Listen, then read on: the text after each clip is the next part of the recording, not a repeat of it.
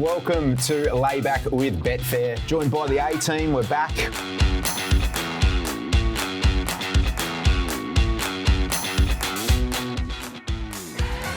Hello and welcome to Layback with Betfair.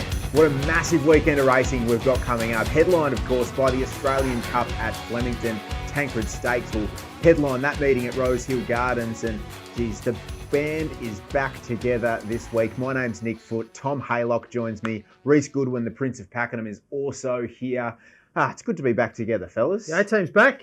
Yep, good to be back. We've had a number of weeks off, you and I, haven't we? Had that Ben bloke on last week, and Liam, I think his name was, and Carl. Yeah, is it? I'll tell you what, the Persian Benny Prince is right? not a bad get for Dunno. the show. Didn't watch. Well, that's why I said he's a good replacement for me, I thought.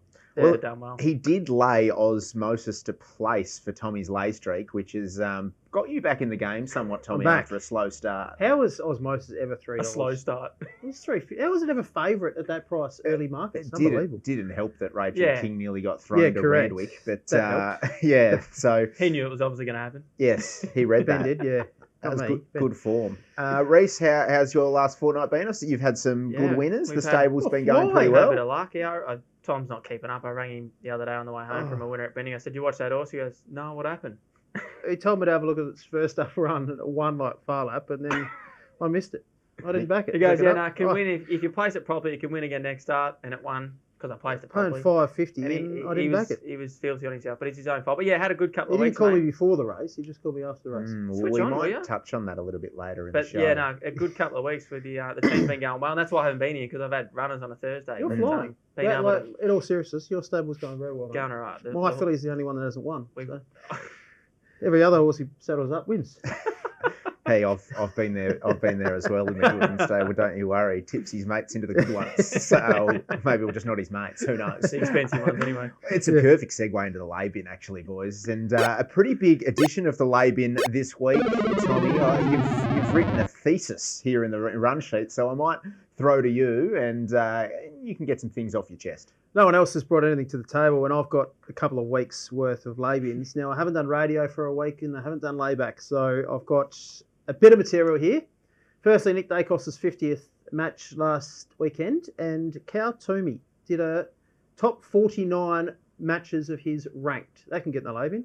Has anyone else had a top 49 match ranked in the paper? That's utter garbage. And nothing for Travis Boak. Probably Was he not. 350, wasn't he? Yeah, 350. Cal Toomey wouldn't know who Travis Boak is. But it's all about Nick Dacos. Ryan Moore, get the booking on Shinzo. They can get in the lay-bin. If you, I dare say, Stormboy wins if Hieronymus or J-Mac rode him last Saturday. It was. I mean, this is some post-race expertise stuff around this, isn't it? But it's a lot of debate. It's a lot of jockeys to go through to miss the start. Do you think it's only Missed the is it main? Is that the And he's main been- thing? but The he's- start? You feel? There's a bit of the start. He's been slow away. But also, Hippo said after Stormboy won the Are you good mates with him? Nick Magic Damey? Millions. No, I'm just on the ball unless it comes to your horses. He said post-race that this horse has been known to miss a start, so I make sure that he gets out of the barriers. It's a key focus on the race. And then they put J-Mac on, next start, misses the start. And then they put a UK rider that's never ridden the horse on, and he misses the start. Then he comes back to the inside. He looked unbalanced. He wins the race, and you'd be sick if you took overs on that horse, expecting J-Mac to ride and then the late call. You'd be sick if there was a $60 million stallion deal. Yeah. Didn't Well, Gay Waterhouse look happy? Didn't Adrian look rat too? Have you seen a stable less happy that they won the richest two-year-old race in the world? I couldn't get over it. It's a $2 million gold Billy! slipper. It was like he ran fifth in a Yeah. benchmark 64 at Yeah. Kyneton. It was amazing. It was. I'd be nude if I was even in the top five in the Agreed. golden slipper. Agreed. So, They didn't look happy. But yeah. amazing training performance. That can be in the backboard. Good. What do they have? 6 runners? Good to see 5 the runners? Waterhouse bot team went to Warrnambool and won the first 2 hurdle events down there as well on the Two Monday. at all. It was a good few days for the stable. Was it good to so- see the Blue Diamond form stand up? Well, we'll get to that actually in a bit of an education segment about the Melbourne form last week. I want to dissect that a little bit. Melbourne form was to the fore. My lay-bins continue though, and a little controversial one. So a bronze statue has been commissioned in Queensland, I believe it is, for the Matildas, for their World Cup shootout win. Did they win the World Cup? Did they get a medal? Oh, you're treading on some They dangerous came areas fourth. here, They Tommy. came fourth in a World Cup. They In a home World Cup. They Don't- brought the entire country It was together. fantastic. I love the It's Matildas. symbolic of what it did for women's sport, Tom. Oh. Cheer up. No, Tom, that's in the cheer lay up. bin. They came fourth. They don't need a giant bronze statue. Oh. Great. I'm a big fan of what they did. But No, you're having your cake and eating it there, Tom. You're either a big fan or you're against the statue. I don't like them. No, I'm against the statue. I don't think they need a statue. Anyway. Well, that's all we got time for today, Yeah, guys. not wrong. Enjoy There's the betting across show. the weekend. No, we better get into some racing, fellas, and we'll kick it off with that Flemington card, obviously headlined by the Australian Cup. And You're keen on one. Race 4. I am. I'm expecting the track to be really fair at Flemington across the course of the day. True, good 4. I don't think we need to dive too much No. into that, Tommy. Maybe we'll discuss the track conditions a little bit more when we go up to Sydney there at Rosehill. But I am keen on one in race 4 at a big price. It's the Group 3 Thoroughbred Breeders' Stakes for the 2-year-old fillies. 1,200 metres. And I like number 7 In Her Eyes at around a $21 chance here for the Gorstons team. Look, this filly came through the Blue Diamond, so you speak of the Melbourne form, and look, finished off fairly in the Blue Diamond. But prior to that, in the Blue Diamond Prelude, she clocked the fastest last 200 metres of the entire meeting from back in the field. She's since had a 5-week let up since that Blue Diamond. Beauty of a jump out over 800 metres at Flemington. The winkers go on. We know in straight races they can settle a little bit closer to the speed. Now, the favourite Amina's pretty smart, but $21, 460 corporates, you'll get better BSP. I'm happy to play In Her Eyes from a 1x3 perspective. Just quickly, Footy, I don't want to dampen your tip, but just in case you know, she's actually in a 5-horse field tomorrow night at Cranbourne, and if she opens up anything longer than $1.30, that's a good price because the race she's in tomorrow night is legless. There you go. So I don't know if they will just take the easy Chips option in and either get the way. kill. On. If I'm racing manager down there, which I'm not, we're pushing on to Saturday. Hey, what is with me and Jill Noms with At least you didn't Amina? tweet about This is one, Amina Amina. as well. This is Amina as well. So That Jill should have been in the Noms. lay bin. You missed it last week. That with should have been mine. Well, Amina's got the handcuff. Let's form. let the punters take the 21s. Let's not worry No, about the yeah, $1.30s. fair enough. I didn't really No. want to burst your bubble, but just in case it doesn't go around, it'll probably because it'll be going around. Yeah, tomorrow well, night. it's good that I'm doing this a day before and not 10 minutes before the race, like someone did on Twitter a That couple of Amina weeks form's ago. no good, isn't it? No, that's right. Hey, let's move on to race 7, a little bit later in the card. The listed Sunlight Classic. It's for the 3-year-olds, 1,100 metres. This is as good a listed race as you'll see for 3-year-olds. I'm very excited. I've seen by worse this. Group 1s. Yeah, Yep. I tweeted you guys yesterday saying this is a great listed race, and as usual, I didn't get any response back. No, So, We're busy. Was it a tweet or We're a busy, text? boys. oh, did I say You tweet? said Sorry, tweet. I'm. I said I must have missed that tweet. PTSD. This is Still. what interests me. Is that it's a stakes race. Right? It's a listed race. It's worth $500,000. Yeah. Why is it just a stakes race? How is it not a group race worth $500,000? It's a good point. That's a lot of prize money. I think that's why it's attracted such a good field because you look at it, you go, oh, it's just a stakes race, but you look at the prize money, it's massive. They'd when be you're in- angling for upgrades or something. Yeah, have to be. Yeah. With this type of field, you'd have to be. And when you're in charge of racing, Reece, they're the questions that you can ask. Tom, how you seen this one unfold? Yeah, a fair bit of speed. Title Fighter drawn wide has speed. The King punches up from barrier 4. Excess has speed from the inside as well. Then you've got She's All Shenanigans, Perilous Fighter in behind them. Core Concept down the bottom there from barrier 3 on the inside. Hey, it's a big field. They'll jump to the middle, and I reckon they'll probably come down the middle, but you might get a guide come race 7 where they'll be. Great race. What a race, as we said. I don't have a strong opinion either way in terms of betting in this race, but I'm Unstoppable playing first up. They said post-race issues after the race. You have to see him go around, don't you, almost? It's almost like that. So Stretton Angel, Arkansas Kid, She Light came through that Coolmore as well. I'm Unstoppable, that form's top shelf. Like everyone was saying he was flat there, but that's quality form. Yep. First up, if he improves off that, he's got to be right in the mix because it is, what is it? Imperatriz, Bellin Patina, the Astrologer, Cylinder form. That's as good a sprint form as you'll see at the moment. Then I said Stretton Angel, Arkansas Kid, She Light came through the Coolmore. Stretton Angel has a win over I'm Unstoppable in the past in the Danehill. Arkansas Kid wasn't beaten far in the Coolmore either. So they kind of mix and mash a little bit in terms of form there. Arkansas Kid jumped out well first up. Won his jump out on March 15. He's here. He won that jump out about 48 lengths. It was a phenomenal jump out win.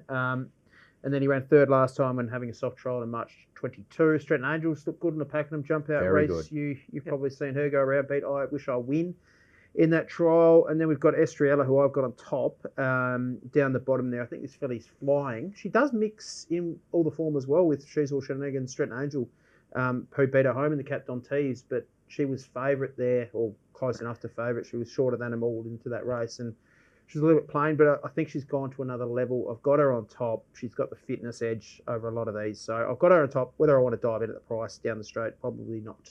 She's my best bet, Estriella, Best bet? of the day. Wow. Yep, she's my best bet. So I like that you referenced the form around some of these, but she's 2 in this time, 2 wins on the bounce. The win in the Kevin Hayes at Caulfield was outstanding. She was dynamic from the back. And then in the, what was it, $1 million English sprint, she went stuff you, went to the front. I'm just going to be the best horse, and ran time as well. And I reckon the forming behind her in that race is garbage, aside from the trifecta. Yeah, you see that in those English races. And my point is that I don't think she's effective ridden that way. I think drawing 15, Blake Shin, he's going to be happy to settle up somewhere on the speed, find a bum to follow into the race and peel out that grandstand side and be able to show that turn of foot that she did show at Caulfield.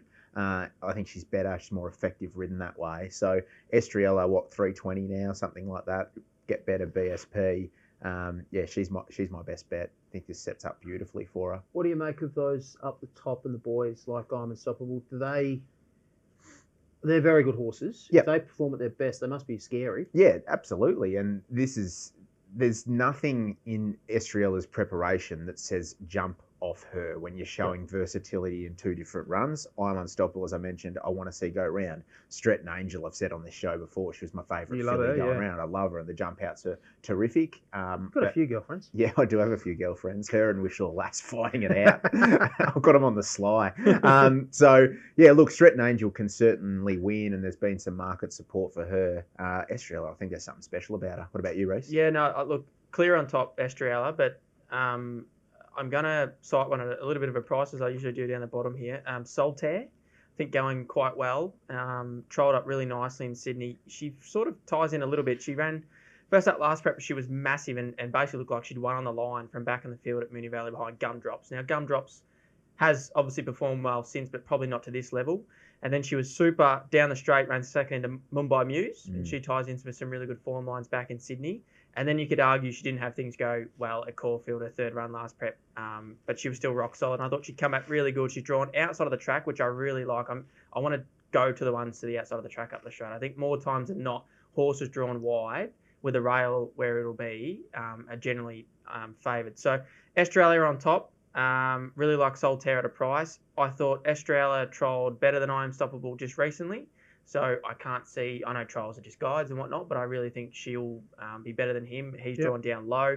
Stretton Angel, she can win, no doubt about it, but her aim is the Sangster. They basically come out and said that. So she's not going to be screwed down for this. Stokesy said she's come back bigger and better, but because she's come back bigger, she might need this run to really top her off. But obviously, Damien Lane's been down to trial her twice, so he's basically locked herself into this filly and knows she goes very well. So I'm keen to see how she goes. She's drawn basically in the middle of the line, but the 2 down the bottom that are drawn off the track, I think they'll be hard to beat. Just quick one for me. Hedge, the weak link in the market, single figures, coming off a handicap, narrow margin win. Yeah, I was Hedge was my best bet. Yeah, a couple of weeks ago, I like and Hedge too. just did enough.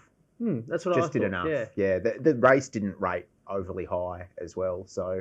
You might be onto something there. I think he'll he'll drift a little bit, and if the ones at the top are ready to go, they'll firm a little bit, and Hedge will get out. Yep. Good insight there, boys. Good discussion around the Sunlight Classic. Let's move on to the feature, though. Let's go to race 8 now, which is the Group 1 Australian Cup Weight for Age 2,000 metres Cascadian. The old boy won the race last year. He's back here again. Duace won it in 2022 and Homesman in 2021. Now, the key form reference obviously coming into this race is the All-Star Mile. We've got Pride of Jenni. She's going to look to employ those similar tactics. Doubt she can go as fast as she did over 1,600, but she'll still be humming along up top. There's no doubt about that.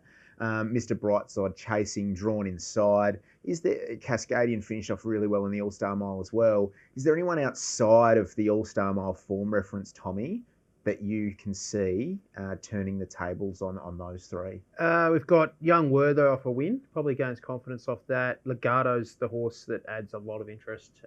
Class galloper adds a little bit of interest. My play in the race, I think we all line up here, even Carl lines up here, but I'm against Pride of Jenni at the price.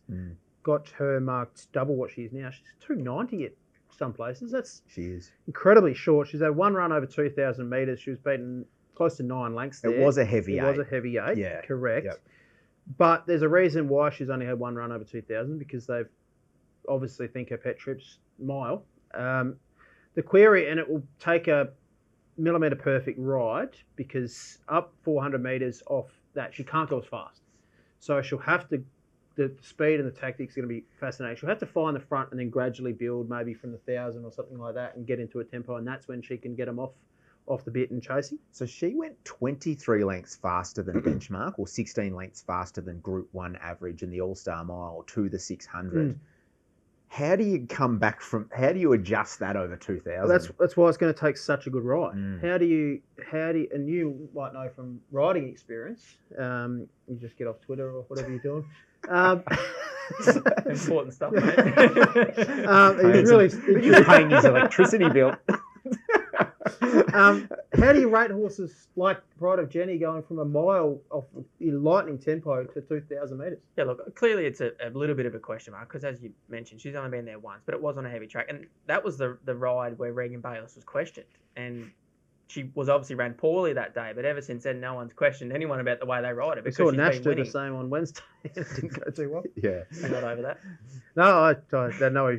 But look, I it's really interesting, but I think they should ride it. Well, obviously, they're going to ride it very similar to what they've been, but I'm not sure how much. Like you say, she can't go that fast, but I'm not sure why she can't, because if she puts up that type of margin at any stage of the race, the horses, if the rest of them let her go, no matter what, they've still got to make up the ground on her, and most horses they'll make up some ground pretty quickly, because they'll have that little burst that they've got because they've done no work early, but then they get just as tight as her. So I'm really interested in how far out they roll from with her. If Declan does ride a very similar to how he has been over a mile, and it's sort of not handlebars down, but basically as soon as she finds the rail, he continues to let her roll along, which I'm worried if he does for some reason think, we're going 400 metres longer today, maybe I should hold her up for a few more strides or for 100 metres. And if that just doesn't work with her type of thing, like obviously she's a mare that you just let her get into her rhythm,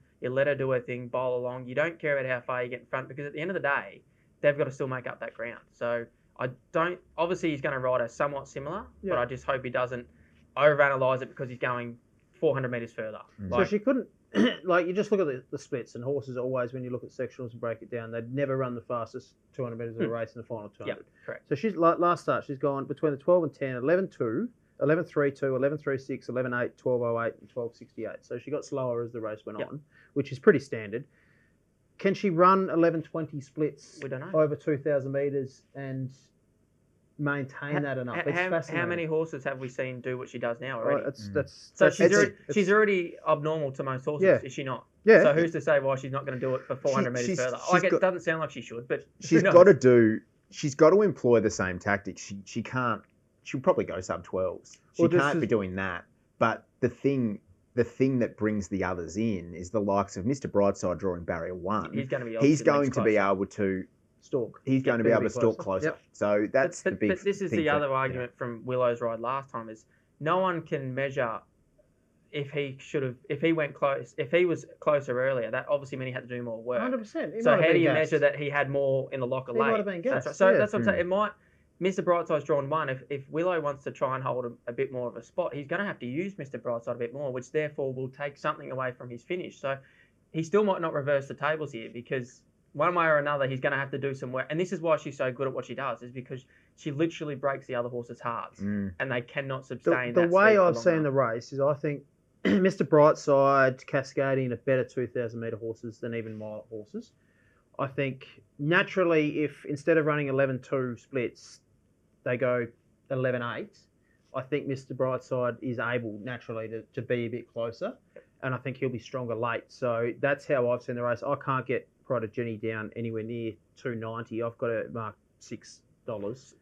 So the data you're going off with these other horses, Mr. Brightside, Cascadian. So the further you go up in trip, generally the slower they go early and in the middle stages. So have they ever been in a race that has run? No. So, that's so the the question. jury would probably now be out is, will they run a strong 2,000 if the race is run as fast as it is? Well, I think a Cox Plate beaten in a photo is as true a 2,000 metre solid test as you'll ever get around the valley. They don't go slowly. Yeah. And that's probably to your point. That's why I'm not keen to back anything in the race, but I'm laying Pride of Jenni. Yeah. I just don't think she'll get the 2,000 metres running at that tempo, and I think a couple of them. I don't know which ones it'll be because race shape's so important here. It'll be the right horse, right good time. drag into it. And I think the play has to be laying Pride of Jenni at the price. That's and I with you. I can't tell you if Mr. Brightside's going to be able to camp off that speed and beast. What I'm thinking is Mr. Brightside might be the one that gives Legato the drag in. Yeah, Legato's three back the fence. She gets to stalk Mr. Brightside all the way through, and Legato's the one that gets the last crack. To the 2,400 metre horses. Something's going to have to be the bunny. Yeah. So, boys, just a lay bet for you, Tommy? Yes. Reece, how are you playing it? I'm going to have something each way on Legato. I think that's why I think she's going to get the best map. And interestingly, I heard Mick Gearin this morning on radio, and he thinks, and he obviously watches all New Zealand horses very closely, he thinks she's a much better horse clockwise than anti-clockwise, which is quite interesting because she's been running off the track. She's run well in Melbourne before. Exactly. She won the Australian Guineas. When she went to Sydney, she had a few little excuses, but again, that was anti-clockwise. So I'm each way on her. She's very good. There's no doubt about that. She was a touch dour. If you watch her, she got beat by El Vencedor at a price and was every chance in that Group 1 Bone Crusher. But you're getting a price. So this is the other little thing that I like, as you mentioned about her being dour. So she's going to get into a really, truly run 2,000 now. So if she is dour and she is looking for 2,000 or 2,000 plus, she's going to get the right setup. Yep, she'll be asleep early doors, no doubt. I know we've talked about this race for a long time. Is there a world where the 2,400 metre horses like Vow and Declare, like Young Werther, come into it because it's a solid staying test? I thought maybe Young Werther, because I thought Damien Lane's ride on him last time was excellent. I remember watching it thinking, geez, let this thing go pretty quick in the middle stages here. But he knows he's not a sit and sprint horse, and he sort of pulled the other jock's pants down, I felt. So he's a horse that I think can box on really well. I don't think he can win, but it wouldn't surprise me if he ran sort of top 4 type of thing. But Vow and Declare, I mean... Yeah, those form. Yeah. I'll put a line. The Peter Young, I'll put a line through him. Yeah, then Werther. I'm going to Hamburger with a lot. I'm backing Mr. Brightside. He's arguably, to my eye, I still think he won the Cox Plate standing on the line. Thank God for technology. With the Hayes boys. I had to go up with the score. I had to go up with the score review for that one. I thought he was home. Shadow. And I'm going streamers. And I'm also laying Pride of Jenni as well. Hopefully we get some Hong Kong World Pool streamers at the end of this.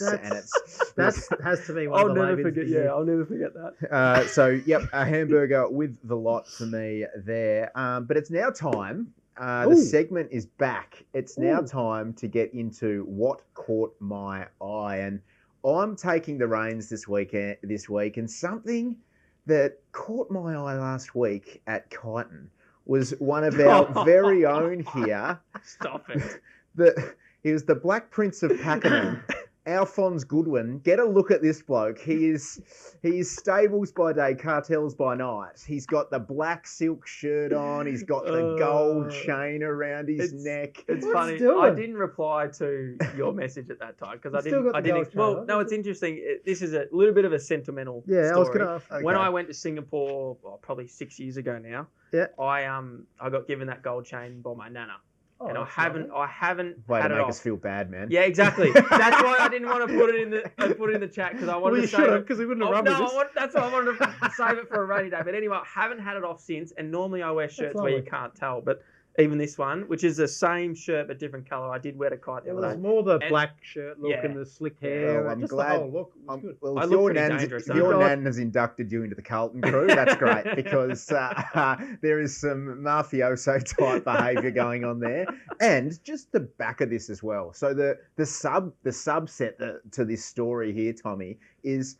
How's the lack of mail? This is a lay-bin. Takes Geraldine's Jewel to Kyneton, second start. 7-year-old mare, second start for Reece Goodwin. $7,500 Inglis digital purchase. Wins a $27,000 benchmark 58 at start 2. BSP's at $9.60 if you don't mind. Don't know about you, but my notifications were It's happened a Have you lot. boys- It's happened a lot lately. Our font's, sparse. My our phone. font's turned up with a what a cash. Have And, you changed numbers? Have you? Yeah, I thought I was on airplane mode or something. I had to go and check the phone. So that's he called certainly me after the other one won though. That was good. Literally Yeah. all the way home. Did Yeah. you see my horse win today? Yeah. Where was the call half an hour ago? Well, I thought you were all over it. You told me you could win its next start. I did. Actually, just quickly, Salt's tipped that horse. Geraldine's Jewel. Yep. That's irrelevant to this Oh, is it? Oh, conversation. okay. It Yeah. wasn't on the 2 Units podcast. It's irrelevant the to this mail from Salts conversation. Harry. We don't do race by race at Didn't Kyneton at the Salts give moment. you the mail It either? hasn't got that desperate. Maybe your phone was on flight mode. Let's move on because we've got double segments in the middle before we get to Rosehill, and we're going to our back to school segment for today. And it's been a few weeks between drinks. We've had term 1 holidays almost We back have, to school. yeah. So let's get stuck into term 2, Tommy. We're going to talk about different times of the year for horses, so patterns in where the interstate form is strong. We've seen the Melbourne form stand up in Sydney previously, and Tom, you're going to give our punters a bit of an insight into when to follow certain states into certain parts of the year. I'm just fascinated by what happened last week. Now, Sydney form was diabolical in Sydney last week, really. We had internationals win 2 races. We had Melbourne form stack up left, right, and centre. And it just got me thinking as to, is there a reason? I don't usually like backing Melbourne form in Sydney. I love backing Sydney form when they come to Melbourne. But are the carnivals and the way they're structured, and I'll put this to you guys, does it mean that the Melbourne horses are coming to Sydney with Sydney still having 3 or 4 weeks of the carnival left? Are the Melbourne horses, now that their carnival's done, going into these Sydney races a bit fitter than the Sydney horses with them yet to peak and them peaking in the carnival? So that's just a question. I love backing Queensland horses early spring off the Queensland Carnival. So horses that go up there and run in Queensland, they obviously they spell up there, a lot of them with the sun on their backs, and they come with a bit of a fitness edge leading into early spring. So I love backing Queensland form into early spring in Sydney because you're coming off a cold winter in the eastern states. And then Sydney form as well.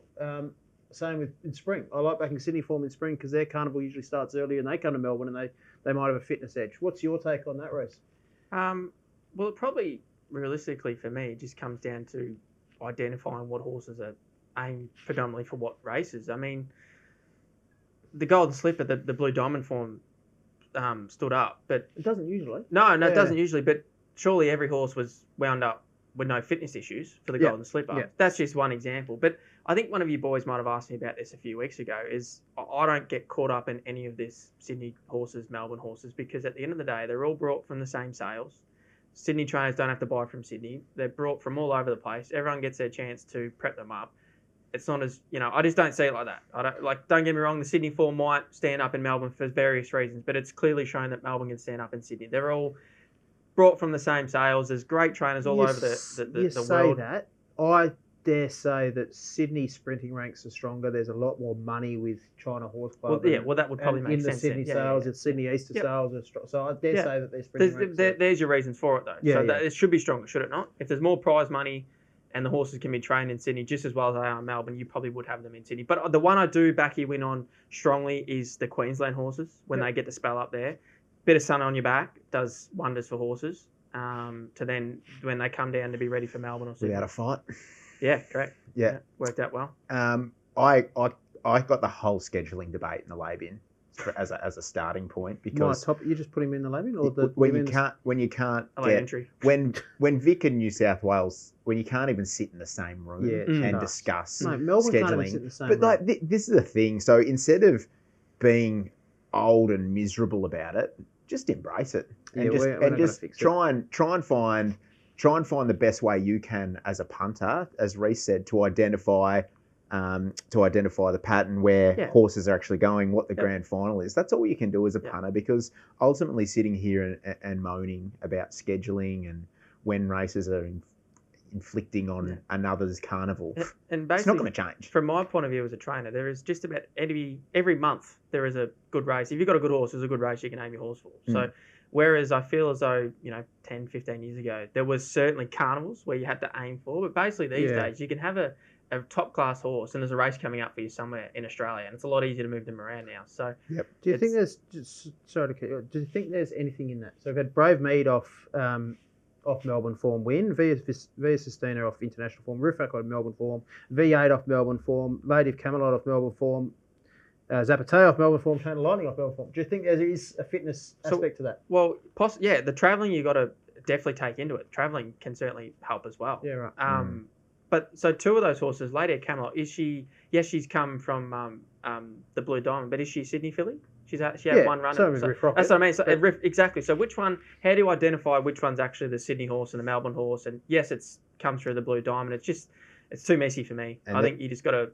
And they're all part of huge operations as well. So yeah, correct. Yeah, correct. Let's move on. Like the discussion, but we've got to get to Rosehill because we've got some races to dissect here. Rail is plus 6 metres from 900 to the winning post, including the 1200 metre shoot, and then plus 5 the remainder. Let's just call it plus 6 to keep it nice and simple, Tommy.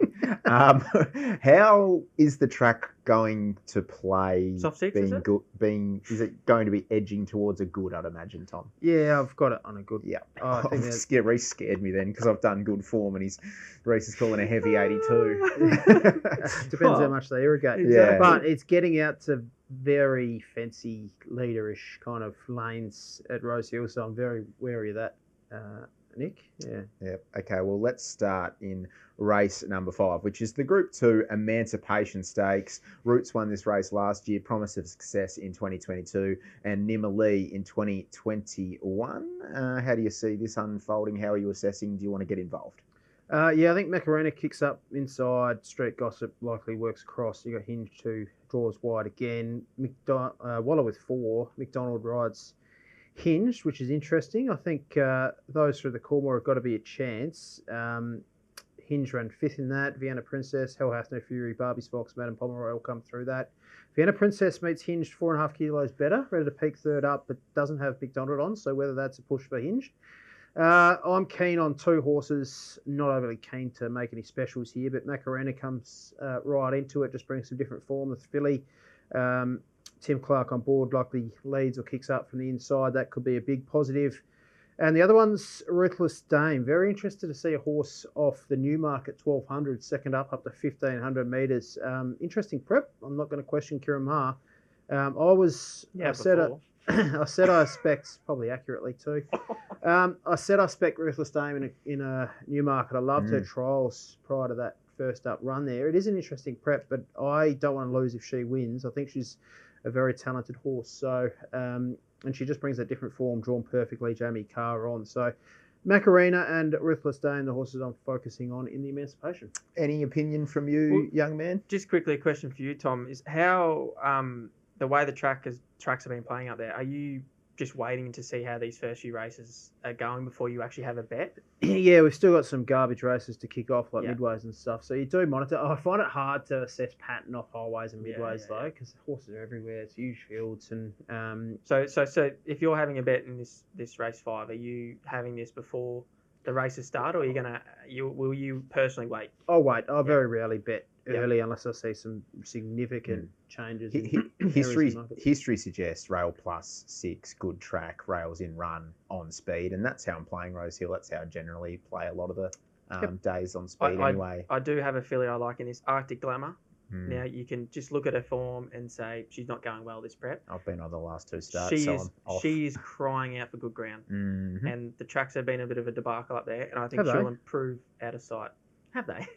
I think she'll improve out of sight. I'm sick about her drawing 12, but I'm still going to have something 1x3 on her. Because I'm sure she's a filly that's up to winning a race like this, absolutely. I agree. I think she maps awfully. Awfully, and stable better fresh, so I think she might have missed her opportunity. Yeah, Can't wait to prove he's wrong. I'm pretty keen on the Macarena here, boys. I'm going to do the Hey Macarena here. That's going to be a good gift. She looks. We're going to gift that up. Harry, get on that. She looks like she's going to get all the favours here. Drawn to lead. I don't think she gets a lot of pressure up top. Fitness edge on a few of these. Second up, Zardozi, last start in the Group 2 Far Lap Stakes. That's going to take her a long way here, so I'm going to have a reasonably confident bet on 1 Bata 2 Baka 3 Macarena in the Emancipation Stakes. Hey, let's go to race 6, which is a cracker of a race here. It's the Group 3 Star Kingdom. It's handicap 1,200 metres. Bacchanalia won this last year for Godolphin, Gem Song in 2022, and Signore Fox in 2021. And this is it's a tough race to line up here because you've got Golden Slipper winner and Shinzo returning along with Hawaii 5-0. Roots, Butch Cassidy. You've got Libertad and Airman with the run under their belt. They're sort of the market fancies. It looks tough to assess, Tommy. Yeah, what a race though. Yeah, 1,200. We've got this as a Group 3. We've got the listed race in Melbourne, the Sunline. That's a listed race. They're quality races. Don't forget Shelby 66. Shelby 66. Can't believe it's not retired yet. What a race. Just loves hopping on the float, I think. Just loves the Goulburn He to loads Rosehill himself up. trip. Doesn't love racing Let's anymore. go again. In Hawaii 5-0, blinkers on again. Did trial with blinkers. Plain trial there. Is it a throw at the stumps with the blinkers going back on off that moderate trial? Has talent, obviously. Airman, good last start in an unsuitable race. I thought it was going to run into it. I made Airman lay from where it mapped last start. It was pretty good. Winker's first time for him. Coal Crusher, I don't think has any if the track's fair. Farcical run race, that Canterbury Stakes. Lady Laguna ran well since, but I'm penning Coal Crusher. Roots Flies Fresh. I reckon Berry had the choice between her and Airman with McDonald on Shinzo, so that's interesting. Berry's riding Airman, McDonald on Shinzo, who's class. I probably got Shinzo on top, to be honest. I expected this horse to be favourite with J-Mac on board, and he's not. But he's kind of a hard horse to trust. And yeah, it's a messy race. Yeah, no interest from me. Too tough for me. Good race. I can't wait to watch it. That'll be about it. Yeah, Libertad comes in with as well. Showed a bit of improvement last start. Sounds like it's a good one to move on from, but one that we'll learn a little bit about, particularly these runners presenting first up. Let's go to race 7 now, this is a corker, the Group 1 Vinery Stud Stakes. For the 3-year-old fillies, 2,000 metres, Prowess won it for the Kiwis last year, Fangirl in 2022 and Hungry Heart in 21. And a match race, I feel it is, Tommy. You've got the likes of Orchestral, the Boom filly from New Zealand, and look, very hard to line up. Well, not actually, I guess it was somewhat franked, wasn't it, last week at Moonee Valley with the $151 shot previously to Orchestral, then lobbing here at Moonee Valley. So how do you line up the Kiwi form with the likes of, say, Zardozi, who was a very impressive last start winner in the Far Lap Stakes? Yeah, just you say it's a match race, the market suggests it is, but I'm not ruling out a couple of especially off what the Melbourne horses did last. You love your Melbourne form. Saturday. I'm just noticing the trend there. So I'm not penning Autumn Angel, for example, who I've got a bit of time for. So I don't think it's just a 2-horse race. I've got Orchestral on top, but it's not a race I'm keen to bet into. Zardozi's very scary as well. So the Moody Coleman stable's been a little hard to catch for punters, hasn't it? With the likes of Molly Knickers last week, but then you got Chain of Lightning. Yeah. They've been very. I found them hard to trust a little in the last few weeks. That the stable from a well, Chain of Lightning was first up too, wasn't it? So and we've been penning horses first up, the nose roll on. Lucky we didn't do that last week, but Autumn Angel, just with a few of them, they've been like Autumn Angel and Molly Knickers and stuff. They've been just prepping to peak here or deeper into the campaign. So. Orchestral's a really nice horse. She's a fantastic daughter of Sababil. She'll get the trip, no worries at all. Back in trip 4 weeks between runs off that good win. She's got to be on top, but Zardozi's scary. Yeah, look, I won't be betting in the race, but I think Orchestral's deserved favourite. There's already been support for her as soon as markets open. J-Mac clearly knows what's under the hood. He was in New Zealand over Karaka week to ride her, and obviously could have had the ride on Zardozi. So, not keen to bet in the race, but I would not be shocked if she's far too good. I think she could be something special. Who leads? I reckon you could lead the race. Yeah, it's not a lot in it. In that being said, and this is where my bet comes into play, is Orchestral's going to have to go past Zardozi. I think Zardozi's going to settle forward. Yeah, No, I think Zardozi will settle when forward James than rode her Orchestral. and when he won on she drew low there. I think she might have drawn one, and he still didn't try to utilise the draw. So I think she will. That will probably be her only knock. Is bad luck. Will probably beat her. And a potential pattern of the day at Rosehill. It might be very hard to win from that draw and where she maps. She probably finds a fence, so that's a positive. And just given the discrepancy in the price, I'm going to have a bet on Zardozi. And I'm big on. I've been big in the Zardozi. Another one of your since girls. spring as big time. another So Got plenty of them. had the race shape man. against in the Surround Stakes. Was excellent last start of the Far Lap Stakes. That was 1,500 metres, a distance short of a best. 2,000 metres, third up. Yes, please. And look, Orchestral could flat out just be a freak and stomp them. Have it at $1.55. Yeah. I'll spec Zardozi at $4 and just have to wear the costs if it goes the other way, boys. Yep. Race number 8, the Group 1 Tancred Stakes, weight for age, 2,400 metres. Arapaho won the race last year, BSP'd $15. From a speed perspective here, Tommy, this is obviously the feature on the day. How are you assessing this one? I just think Military Mission has to lead here. There's no speed on paper. I'm shocked that Military Mission didn't go faster last start in the Group 1 last week. They went close to 20 lengths slower than class benchmark and 15 lengths slower than all benchmark in a Group 1 last week to the 600. They absolutely walked. It was a farcical race. Military Mission just either they didn't want to win that, and this was always the target. They obviously didn't care because his chance of winning, he doesn't have to turn a foot, Military Mission, so I don't know what they were doing there. This is just a trial for this? It was bizarre. Trial for this, surely. It was a complete boat race. Has to lead. Buckaroo comes through that same Rambit. Fastest. Well, this suggests how slow they went. Buckaroo is on the second fastest, final 400 metres of the meeting. And he's a plotter. And he's a plotter, and he's 2,000 A metres. reasonable turn of foot. 2,000 metres. Yeah. So they run the second fastest final 400 metres. I thought Buckaroo's run last week had a stack of merit back to the inside. Inferior going, and they just 100%. being like with that pace setting up the likes of Think It Over, who had the fitness edge over rivals and just going at that pace. They look, Via Sistina is no doubt very, very good, but just hand it to her on a platter first up in Australia, seriously. 100%. I agree. It was a farcical Group 1. So Buckaroo's in the mix. 15 career starts is not once run beyond 2,000 metres. So 2,400's interesting. As you said, a good run, wrong part of the track last start. I'm with more Felons here. I was just about to ask about him with J-Mac on board. Oh, yeah, I'm surprised it's not short in the market. 1x3 play for me, more Felons, number 4. Huge in the Geelong Cup over 2,400 metres. In the spring, he returned a strong winner over 19. I expect him in a Melbourne Cup. I thought he'd run well in a Melbourne Cup. 5 weeks off since that fresh run. James McDonald on, nice barrier. I think he's a serious horse. The distance suits. And he has beaten Post-Impressionist in an e-ball. Am I reading this right? He had a trial at Donald in between runs? Yep. So he's had not only the trial, but he's travelled to Melbourne.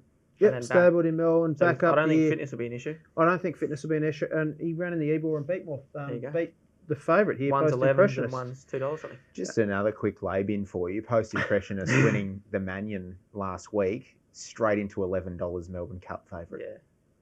I don't think he'll win the Tancred. So. Yeah, and it's already been wound back out to $15. I You talk heard about talking on the radio overcorrection. That is in futures utter markets. garbage. Well, it's a disgrace. That is actually It's garbage. a disgrace. Yeah, I'm just. I don't know who's diving in and taking up $11. What's not a disgrace is when more Felons wins this, and I'm on 1x3 at double figures. That'd be nice. Yeah, love it. Only I'm not having a bet in this race. Are you? No. I'd 10 love. by 30. I was still getting over Tom Kitten last week, so I'm interested to see how he goes. Drawn away. What did you make of Tom Kitten last week? Wow, you argue when you watch it, yeah, he had his chance, but then you argue late in the day the fence wasn't the place to be. So again, but you can't keep piling in on him. But it would not shock me, 2,400 down on the weights, that he will run somewhat of a race. You probably don't back him, but it wouldn't shock me that he's not far off these. Yeah, yep. I'll take 5% when he comes to you, Reece, next year. Beautiful. Lock that in. Let's head to race number 9, which is. Have you got an opinion in that? No, I don't. I have no opinion. Except for in that Tom race. Kitten won't win. Yeah. Going to end up in your state. Yeah. In those colours though. Yeah. The Sheikh's called you out individually, I believe. Final. Let's take a look at the Group 3 Doncaster Prelude. It's a handicap 1,500 metres, and the talk around this race has been the order of entry this week, hasn't it? And the acceptances, and it's a little bit of spice. Will the likes of Another Will get a run, who now has and has come up some $1.90 with your corporates? Is it as simple as Another Will beats him, Tom, or are you going shopping? Another Will into $8 favourite for the Melbourne Cup. I want to ask Reece, do you know how the weight scale of quality handicaps work? No, because I've never had a horse of that caliber be in that race, so I haven't had to worry about So it. it's fascinating. So another Will, obviously all the talk, as you mentioned, 83 handicap rating, and gets into this race where you've got 107, 103, 104 handicap raters not in the race. So does anyone have actual reasoning behind it? I don't know how there the would weights... be some actual reasoning. I They think haven't it's just randomly done it. Recent wins are promoted. Yeah. That's what it looks like. Yeah. But I actually couldn't tell you. Yeah. There would be some yeah, reason for it to be They're that so... way. And also, just We on just that, wanted to complain about it on Twitter and not actually find out. the Doncaster nominated horses get preference as well. No, so there's Oh, one reason so there's for it, another yeah, reason. yeah. So it's not that big of a deal? I don't think it's a No. big a deal. What, A lot of the all-in players were very nervous, that's all. So, but in the order of entry, so this horse, Another Will, was actually getting a run before horses that were rated higher. Yeah, that's not the issue. No, It's the that's what I'm fact that- saying, but yeah, he's counting him like he starts already. Are is he you not? saying if there's not a minimum there, he should be? Is this what you're talking about? Is his actual weight relative to his rating? Oh, it's just a fascinating setup and the nature of the weights race. He's 83 handicapper. He's got 53 kilos. He's not well weighted at all for this race, really. But But he's got to the be debate was that he should have been in the field, correct? He's not even been the first in debate. race. No, it was just a lot of talk because he was 21st in the order of entry. Yep. And a lot of people backed him at. I think he was 11s into 15s. That was 15 into 280 or something all in, and then people realised that he might not get a run, he's, which is probably not ridiculous of a horse rated. What's he rated? 80. well, he shouldn't get a run, Yeah, really. correct. Yeah. So I'm If not it was sure a what they were handicap, he doesn't expecting. get a run. Yeah. But he's ended up first emergency, Caesar's Palace scratched, he's in. Speed, Nick Fearson, I think, follows Amel Victorious across. Hosier, Handy, coin toss up there for Gaybot. Another Will draws perfectly in 4, Stalks of Speed. I think it's going to be hard to beat, don't get me wrong. I don't want to take $1.90. I think that's a silly price in a deep race. But I also don't think it's a race where a lot of these are in that good a form. I'm with Von Hook, another each-way play, 1x3. I think it's a stupid price. Just to cut you off, you've got a little bit of intel at the stables. Any chance of him putting a rider down, or are we just going to guess? You're tipping it and it's not even got a rider on it. I know who's riding. Tom's been in the sauna all morning. What have we got? I don't know why that I'd like to see. I don't know why there's not a rider engaged. Right, I think okay. Josh, so it is going though? Yes. I do see it's 26s into to $10 or $11. Is it? Oh, I've got 20s. With no rider. Josh Parr, I believe. Okay, righto. I don't know why it's not listed. But anyway, so this horse, he beats...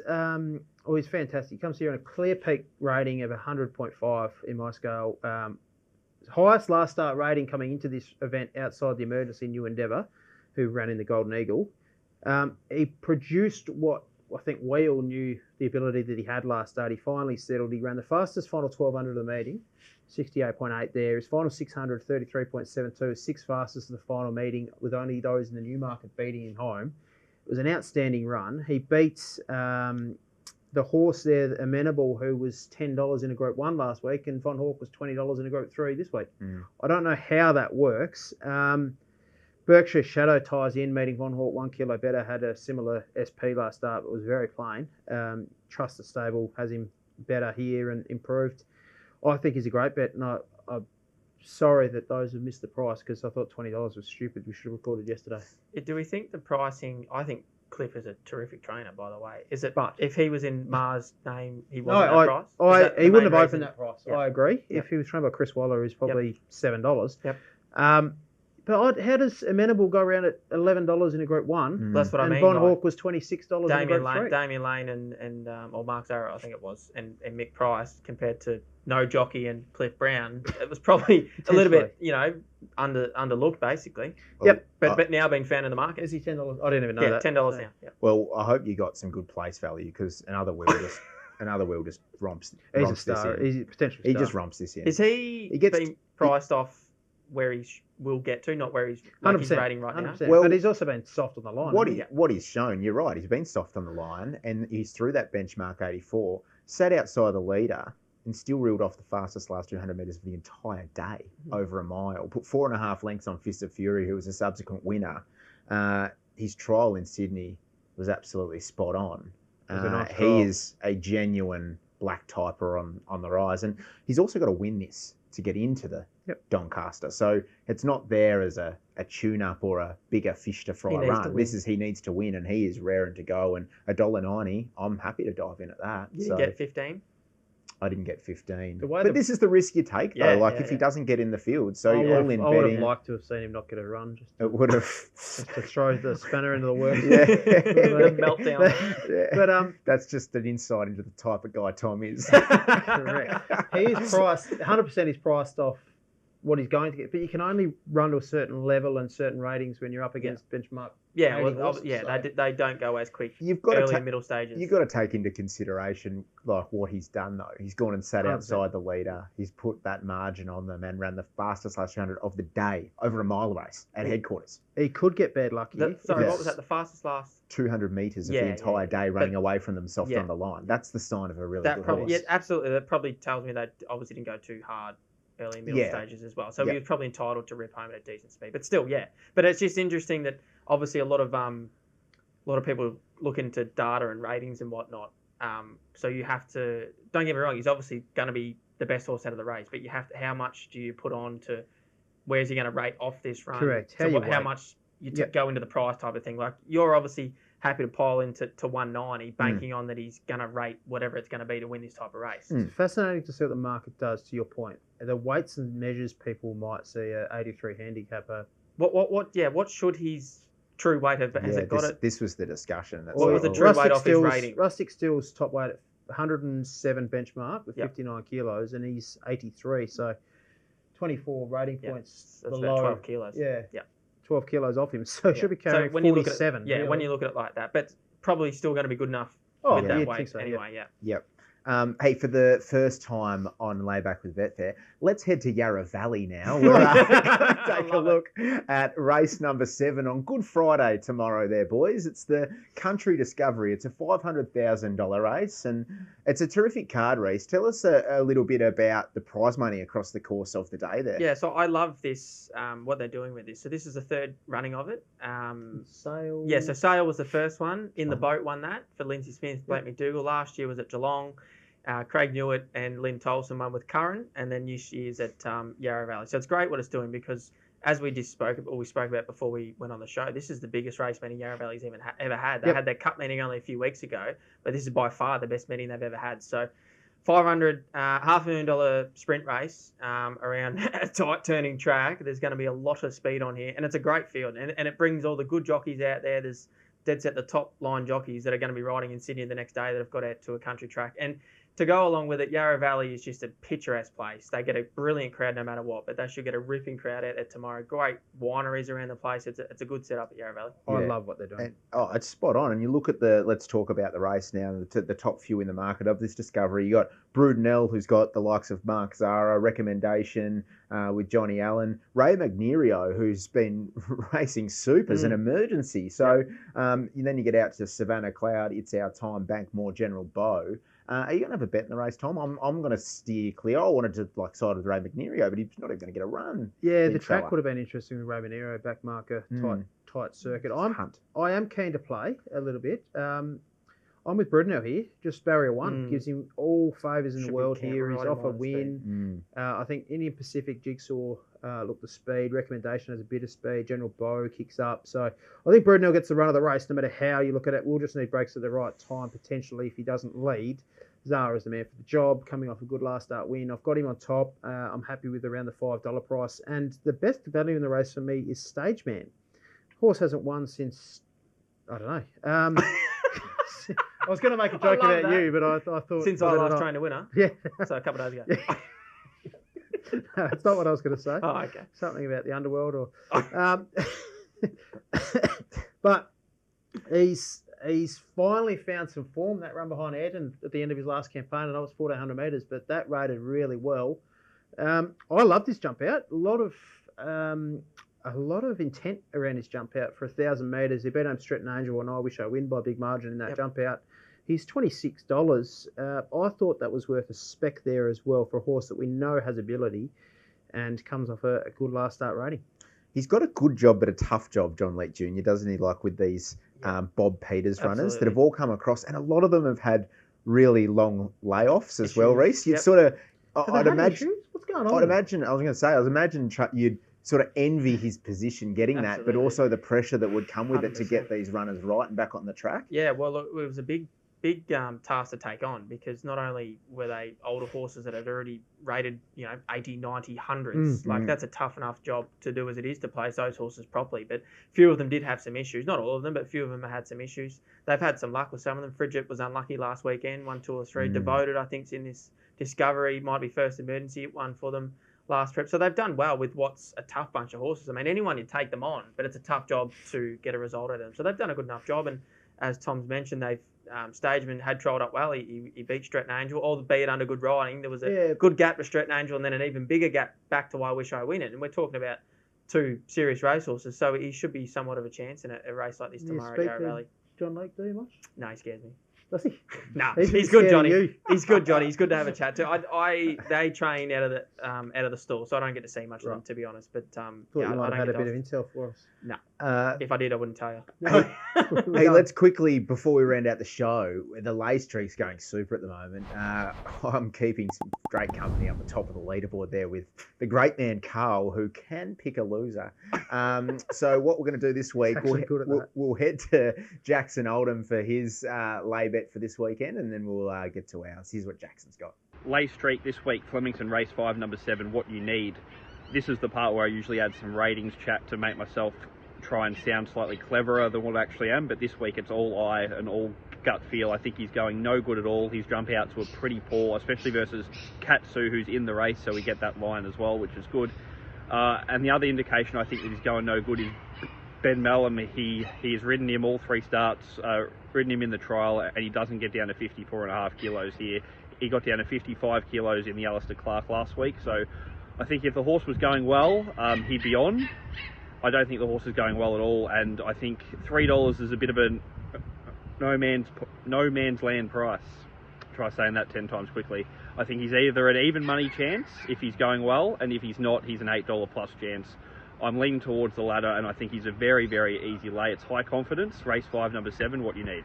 Good on you, Jacko. As mentioned throughout my lay streak bet, I only one lay bet this week, so it has to be my lay streak, and that is I'm laying Pride of Jenni to win. I think she's listed a little bit suspect at 2,000. Ball will be in Mr. Brightside's court there, who I'm backing in the same race. So lay streak for me is Pride of Jenni. Carl's following me in, except he's going one further, boys, this week. Carl has gone lay Pride of Jenni to place. Can you believe that? That's very brave. Greedy. It's greedy, I think. Brave. Yeah, but I like it. Courageous. I called him a coward, so he said, okay. I talked him into it. That's all you have to do, yeah. Just disposing of my opposition. Who's your lay? Same. We're all trio. Okay, boring show. Pride of Jenni to win. I think she's a ridiculous price at $2.90. I've got her $6, so lay, Reece. I'm going to lay the race of 4, the Grand Handicap. See What I See. I think she's been doing a great job. Don't get me wrong. She's 3 from 3 this prep. I think she's been getting some pretty good setups. 2 starts ago, I had a horse in the race. This is how bad the race was at Moonee Valley. She got through late. She just had a nice little turn of foot, but they were 64 horses. I just think this is the toughest test. Big field. Not sure where she'll get exactly from the run. I'm going to take her on at the price. I see there's support for her, so I'm going to lay See What I See. Best bet of the weekend. Mine is Estriella in that listed race that we speak so highly of up the straight. There, I think Blake Shin finds some cover from 15, goes whooshka over the top. Tommy? More Felons, 1 by 3 in the Tancred. And I'm just going to make Legato in the Australian Cup best each way of the weekend. Love it, boys. Hey, been a lot of fun today. Great to be back together. I feel like there's finally a little bit more synergy here in the layback office. Yeah, chemistry is high. Reece, all the best tomorrow, Yarra Valley. You got a runner out there. Go well. Your man, Geraldine's Jewel. Geraldine, yeah. She's back. Well, we've missed the $8.50 at Kyneton. What do we get tomorrow? $1.70 to run third or something? Chips in though. It's a nice each way price actually, 15 to 1. Yeah. 15 to 1. Is she Matt to go back like last time? Will the stewards be investigating? I won't be letting anything out. Stewards be investigating Jared Fry's tactics to bowl forward again. Not sure. Can't go back at Yarra Valley. Tommy, all the best across the weekend. You too, mate. We'll be back next week. Layback with Betfair. Thanks for joining us again.